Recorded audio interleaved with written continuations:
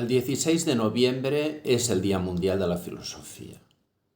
Todo sea para bien si se trata de recordar la necesidad y la actualidad del pensar filosófico.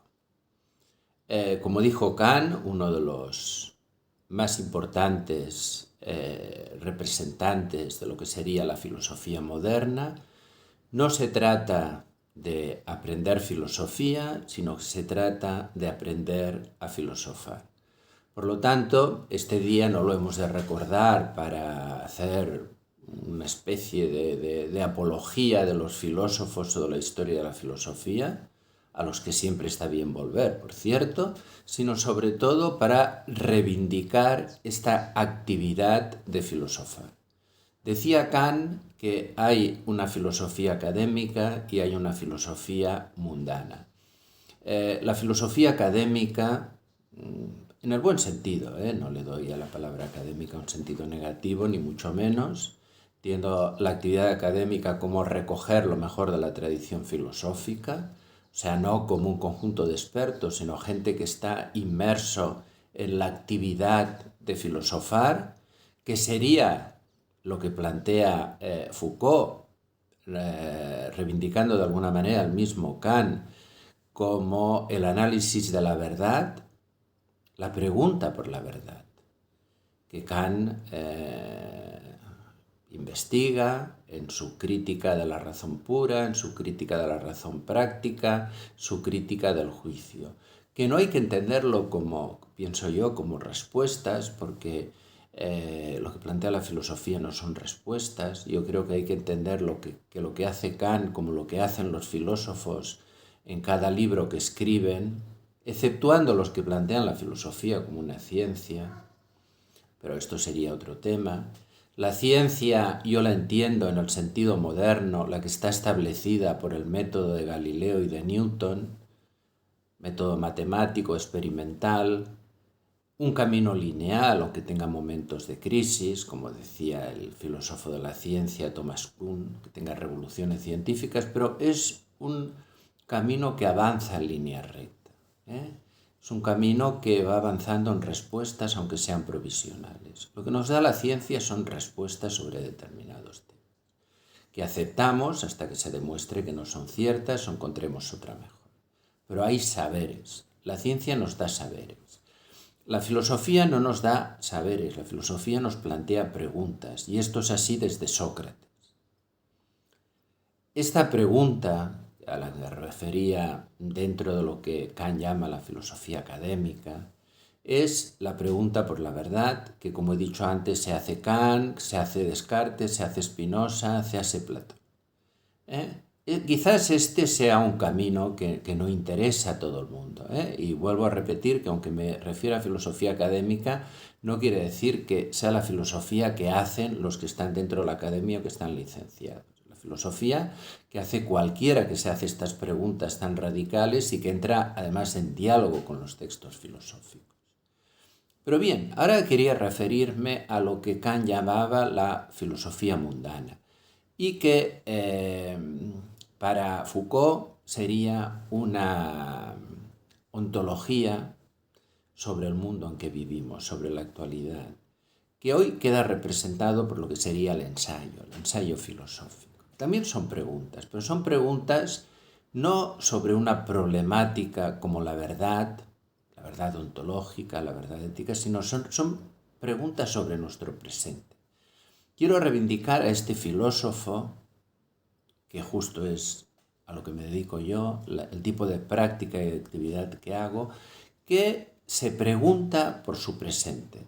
Y preguntarse por su presente quiere decir también entrar en diálogo con saberes, con disciplinas, pero formularlo todo en términos de respuestas. Mejor dicho, de preguntas, o de respuestas que dan lugar a otras preguntas. Yo he escrito, por ejemplo, un libro, Manifiesto por una vida verdadera, que ha publicado ahora la editorial NET, el año 2023, que aunque se formule como un manifiesto, no es ninguna respuesta, al contrario, es un manifiesto que lo que hace es manifestar una pregunta por una vida verdadera. Pero esta pregunta no la planteo en términos de lo que sería esta pregunta académica, sino en términos de actualidad. Me pregunto por lo que quiere decir hoy una vida verdadera. Y puedo acabar dando unas ciertas respuestas, pero respuestas que se abren a nuevas preguntas. Ya como digo, no intento dar normas, no intento dar preceptos, no intento señalar caminos. La filosofía no es una religión. La filosofía no es una escolástica.